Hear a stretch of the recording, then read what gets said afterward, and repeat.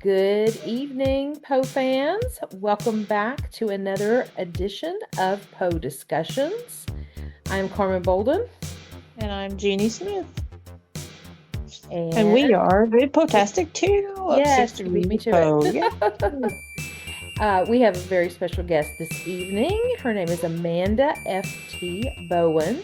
And Amanda, welcome for joining us tonight on this discussion about you and your connections to Poe and such. And so, if you will tell us a little bit about yourself.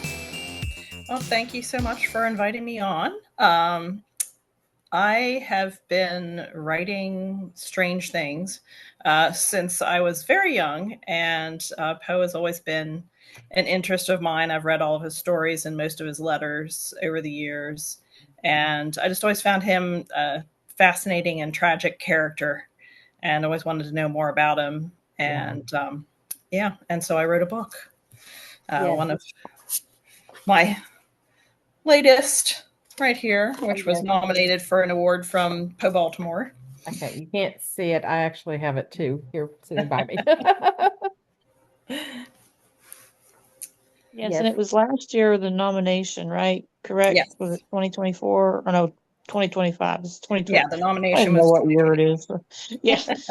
2025 Visitor Award nominee. Okay. Yes. Yes. That's cool. Yeah. How did you feel when you got the nomination? I was floored. I was hoping, that because it's such a unique story Yeah. that I came up with, that it would have maybe a chance, but I was still very surprised to actually be nominated and Mhm. finally understand when people always say it was an honor to be nominated. It really is. Absolutely. Absolutely.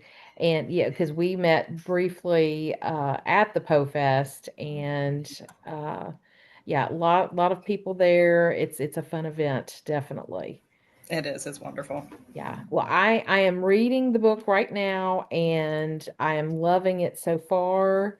And I'm hoping to finish it by the end of the week. So Oh, I good. have to read a little bit every day. So because I'm a school teacher and so we're winding up the year and it's harder for me to read.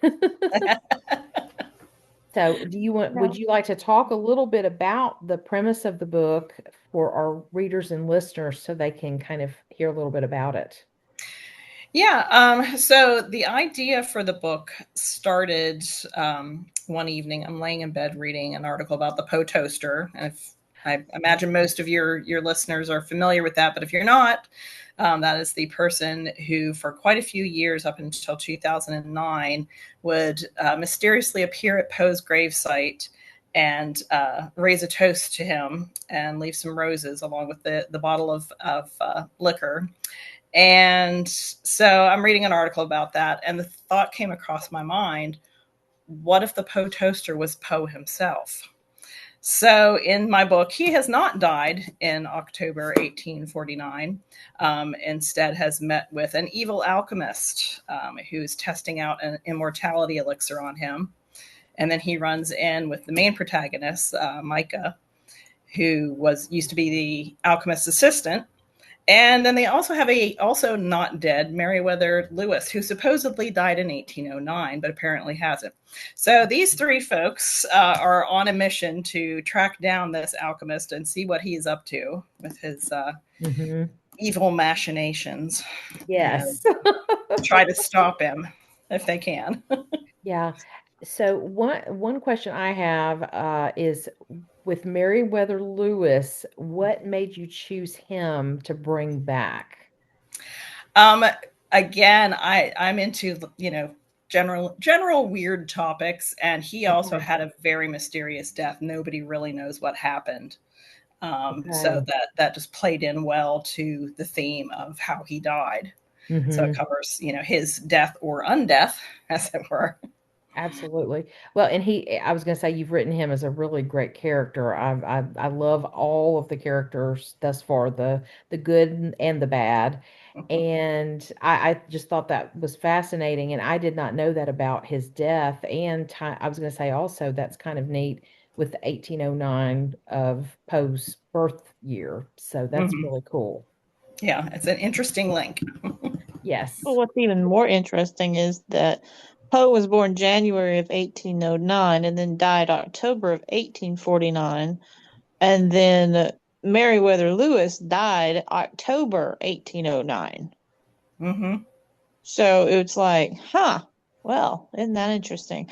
Yeah, he almost, it was like he supposedly, I think the written of death is October the 11th for him. And so it's very close to Poe's death. So I love the tie in that.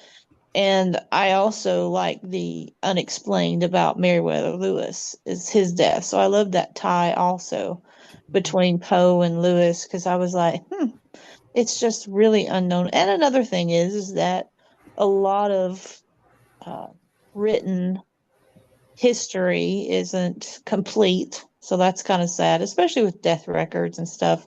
But Mhm. Lewis died in a cabin here in Tennessee. So that was kind of cool. Yeah.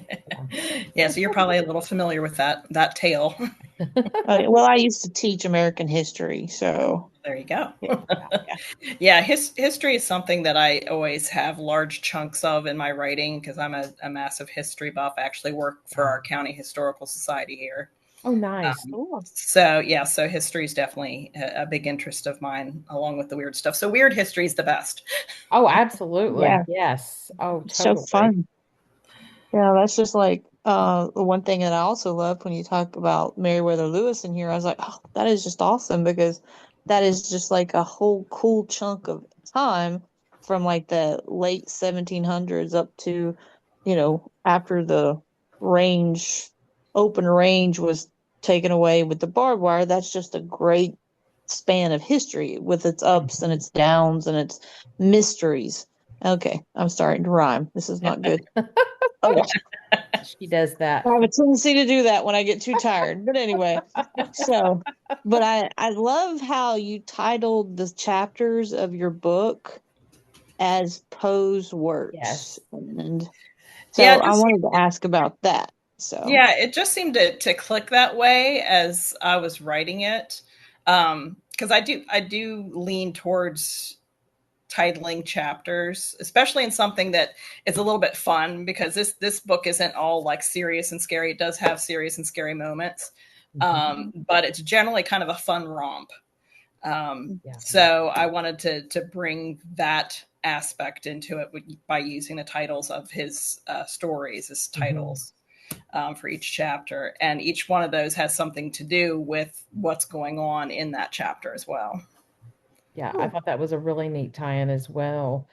And then I think one other question I have is Micah's pet. I don't know if you want me to give anything away, and that's why I'm Yeah, not you can. saying. Yeah, you Okay. can mention. Yeah, because I love birds and just the martin. I was like, this is so clever, and I just love this. Yeah, Sophia is a pine marten, which is in the weasel family. Uh, Okay. and they're very intelligent and very resourceful creatures. So I thought that would be Hmm. a good companion for her. Yeah, that And no, also, again, offers a little bit of lightheartedness to the story with her antics. yes, absolutely, absolutely. So I know you have written some other books as well, and do you want to speak about those? Because we're anxious to hear about those as well. Yeah, so like I said, I've always been a big writer. Back in the early 2000s, I had an idea for a book that was I like to call it a cross between the X Files and Indiana Jones. But Mhm. then Indiana Jones kind of went X Files later. Um, That's okay. but so kind of like that international romp with strange goings on and save the world kind of thing.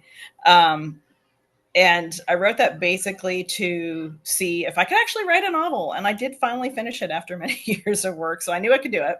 Mhm. It's not published currently because it's got information that is way out of date. So it needs to be revised before I put it Okay. back up. But currently in print, I have a collection of flash fiction called Out of Frame Tales from Just Beyond the Edge, which is based off of a collection of antique photographs that I have. So in the book are reproductions of all these photographs that are over 100 years old, Mhm. with a very short one-page story about what's really going on in the photo. But of Mhm. course, it's all aliens, vampires, Sasquatch, whatever strange Oh, explanation cool. I came up with. Good stuff. Good stuff. Yeah. Yeah, so that was a lot of fun to write. That was my COVID book that I wrote during the Okay. shutdown. Mm-hmm. So that was a lot of fun to do. And then I also have, oddly, a cookbook based off of the sci-fi comedy series Red Dwarf, if you have ever heard of that. It's a British sci-fi comedy. Okay. And food plays a very huge part in that show. And I've been watching that since the 80s. And Okay. I've watched the episodes a zillion times. And so cataloged all the food and made a cookbook out of it. That's awesome. That is so Yeah. cool. So yeah, and oddly enough, that is my best-selling book to date because of the built-in fandom with that. So Oh, if you like Red yeah. Dwarf, check it out. And then I wrote a book based on ghost stories from the house my mom grew up in Bedford County. Mm-hmm. And that has the historical aspect from 1915, but then also the main characters in the book are in the year 2065. So it's a sci-fi ghost story. Oh, very cool. So, and that one's called Ghosts of Everywhen. Okay. Oh, very neat. Yeah. So, The time traveling cool sounds like the the definite X-Files aspect of most of your writing, it sounds like. So mm-hmm. I Yeah, like it. I like yeah. the weird, unusual too. Yeah. Oh, I was heavily influenced by the X Files, and I actually did write a script for an episode of the X Files based on the Philadelphia experiment, which Oh, I never submitted. So, oh, you should Oh, have. You should have. yeah. Yeah. I Yeah. mean, that Because, would have been definitely interesting. oh, yeah. yeah, Yeah. and I also have written for a audio drama called Uncanny County. There is, if you go to their website, Uncanny County, you can listen to. It's a 5 minute one that they did during COVID. They were doing 5 minute episodes instead of their usual half-hour episodes because they couldn't get everybody together and it was very hard to produce during that time. Mm-hmm. So I have an episode on that, and I have written a longer full episode for them as well, but their production is currently in hiatus at the moment. So don't know Oh, when that'll okay. be out. Okay. Well, and I think I read that you were working or you're maybe planning on doing a screenplay of Evermore, possibly. That is correct. I was actually just working on it some more today. Oh, And nice. yeah, I'm just trying to get it pounded out now because I've been putting off and putting it off. But I have like the first third of it is done. The whole thing is mapped out. I just got to finish writing it. Okay. Yeah.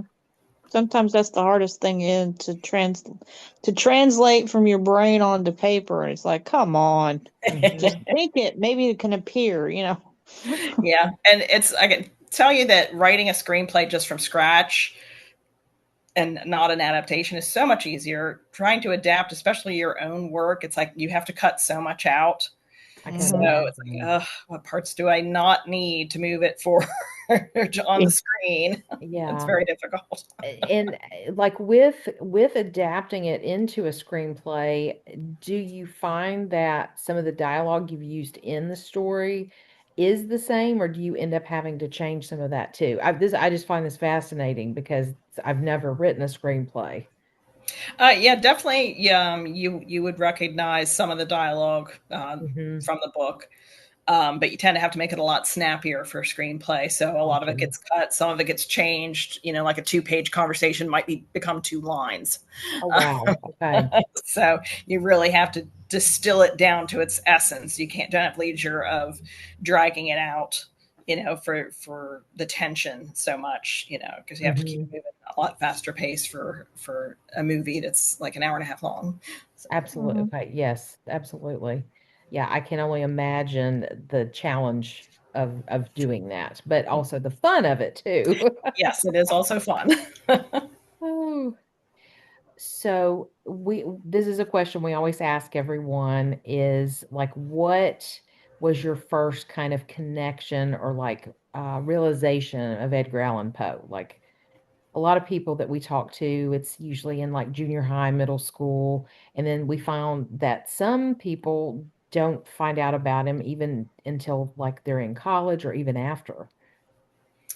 Oh, well, I would say my first introduction to Poe stories was probably when I was around probably 7 or 8, Okay. because at the time we lived in Northern Virginia, and were allowed to stay up late on Saturday nights to watch the creature feature on the Mhm. local TV station.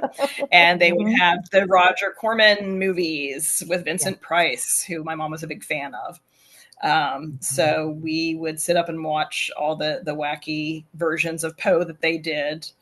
Um, and so that was my first introduction to Poe. And then once I hit middle school and I was reading more horror and gothic stuff, that's when I Mhm. actually started reading them directly, and Okay. absolutely loved the atmosphere he created. Mhm. So, Yeah. Oh, absolutely. He's obviously he's one of our favorites. oh, yes, obviously. Do you have any plans for like any further books or plays or anything that would feature Poe, or was this just like a one and done Evermore Oh, book? actually, I have started writing Ever Again. Um, Oh, so there is another book coming. I want to get the screenplay done first. And I Hmm. have a couple other projects in the work as well, but the story is relatively mapped out. And I have some like expanded scenes written. But yeah, because I kind of set it up at the end where it could be taken to them exploring further things. And there's actually a few adventures mentioned, kind of like how they would always do in Sherlock Holmes, and mention, these other stories you never heard about before. Yes. So oh, I dropped a few hints. I dropped a few hints about what might be coming in the very end chapters. So, Oh, good. Okay. very good, very Yeah. good. Yeah. 'Cause Because it's always good to have it coming out, and expecting, which is one of the things we always talk about Poe's works. He was always either leaving an opening at the ending or an opening at the beginning so someone can add their own kind of spin to things. mhm. Hmm. So that's good to know that there's going to be another coming sometime. Yes. Yeah, I So, because I was Jeannie, I think you and I are thinking on the same lines because we hadn't talked about this, but I was like the three of them, this would be great to continue doing stories just because of just the adventure, the mystery and everything. well, if they've got an alchemist eternal life looking for them or looking towards their eternal life, I guess I should say, then why Hmm. not? You got to give them something else to do together. Yeah. Exactly. Yeah, they could have endless stories if only I had that much time to write. Exactly. Oh, I know it. Yeah, Yeah. that Think time about you could. for writing is hard to find sometimes. It would be cool so that Yes. actually Star Trek developed in the future and they were on Star Trek because they were that, Oh, still yeah. alive. that would be hilarious. Yes. They could show up in Red Dwarf, Yep. that kind of Yep. thing. That is true. You Oh never my know. gosh. So, Yeah, that would That be would be cool. really pushing it because Red Dwarf takes place 3 million years in the future. So, Oh, wow. Okay. yeah. Yeah, and That might be pushing it, but we could put them in stasis for a while. yeah, that's how they ended up 3 million years in the future. He was put in Exactly. stasis. okay. They got Yeah. lost in space and stasis. There we go. Yep. Oh my Yep. goodness. Yeah, and I thought I was maybe familiar with Red Dwarf, like I'd heard of it, but now that I'm thinking about it, I don't think I have heard of that show before, so I'll have to check that I'm out. I'm going to admit that I've watched at least one episode, but Hmm. that was kind of it because it's just I don't know if it just wasn't I wasn't into it at the time I started watching it, or I was more of a Doctor Who at the moment Hmm. Yeah. rather than a Red Dwarf kind of. It was still too much. But I do remember that, if I'm not mistaken, on The Big Bang Theory, Sheldon shows a little thing when the power goes out and he's trying to convince Leonard and Penny to stay in the apartment. And he says, "Oh, I have the whole set of Red Dwarf we can Yep. watch." Yep. So, He does do that. Yeah, and I um, grew up watching Doctor Who as well, so that's where I mhm. get my love of sci-fi Oh Hmm. and yeah, horror, because there's some really scary Doctor Who episodes. oh yes. I mean, William Hartnell was always my favorite. doctor until David Tennant, but you know, but yeah, I mean, I love the Daleks and all that. It's just so wild to think that at that time period, especially with Star Wars and Star Trek and all that, that they were experimenting with such out there Hmm. concepts Mm-hmm. that now some of those concepts are a little bit reality. So, Yeah. Yep. Yeah, that and that is that is very true. yeah. But I was thinking about your book about the alchemy and stuff, and it always reminds me of Hudson Hawk. Did you watch the movie Hudson Hawk with Bruce Willis? I saw it years ago. I don't recall much about it.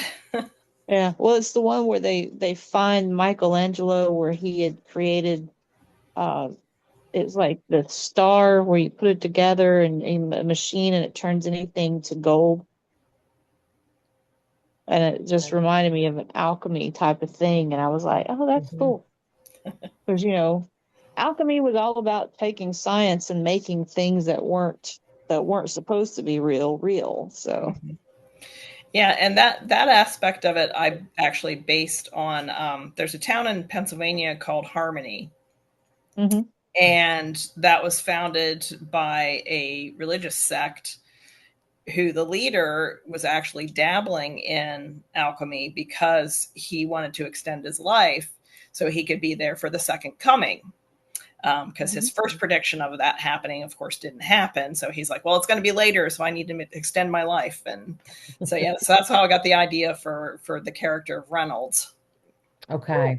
that he was Well, very actually cool. a person associated with an organization like that. So, Hmm. Yeah, that's a really neat idea. I So, love those little interesting facts. Those are cool. hmm yeah, there's a lot of history based on actual history sprinkled through the book.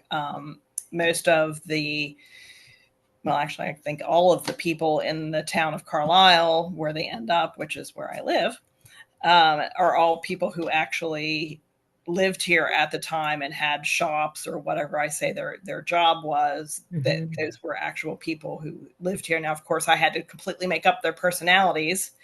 Right. Um, I was able to discover some information, about them, whatever was in the newspapers or things at the time. They might give me a little clue of how they would have acted, but of course, you still just have to make it all up. Oh, yeah, but Yeah. that's the fun of it. Yeah. Definitely.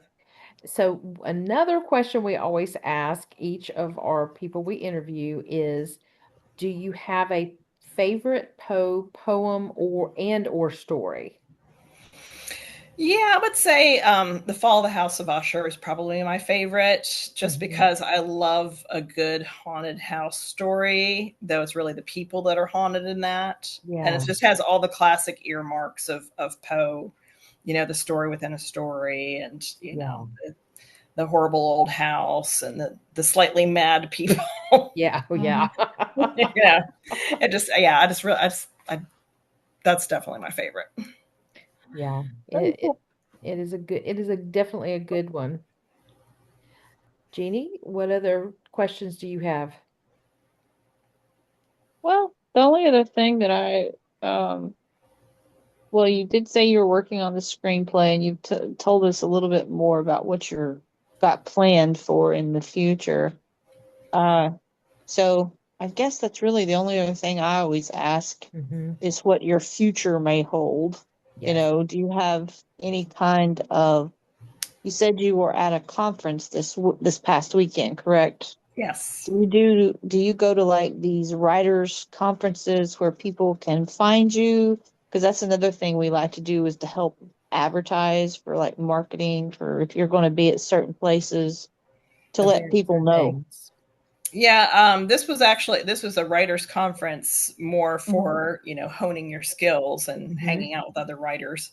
Right. Um, so we did have a book sale at it as well, and a book Nice. signing event on Saturday. Hmm. But it was mostly just, talking to other writers and getting advice from experts in the field and different aspects of writing and stuff. So just keep improving because we're always trying to get better.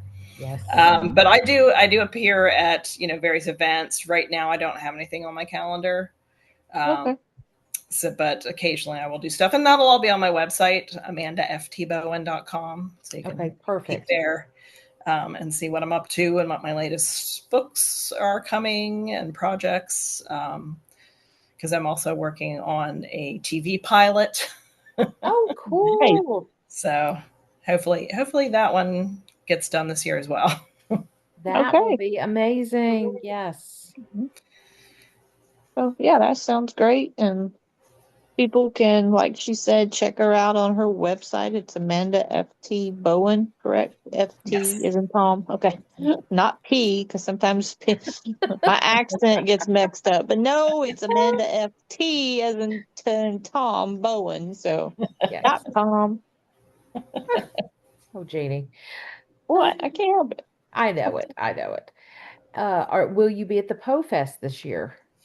At this point, I am not able to get away that weekend, so Okay. I will not. Okay. So All if, right. I don't know if things will change, but at this point, it doesn't look like it, Okay. which I'm very sad about because I Yes. had such a good time there last year. It is. I have personally been to all of them, including watching the one during COVID that was online, and just love it. I can't miss it each year, and just whatever I can do, I'm always there. But we also do have a booth again this year, Oh, so excellent. yeah. So if you do get to come, definitely stop by the booth if your plans Uh, change. yeah. I And if definitely not, will. maybe we'll get to see you later down the road. Yep. Yes, absolutely. Well, Jeannie, I think before On that, that note, well, hold on.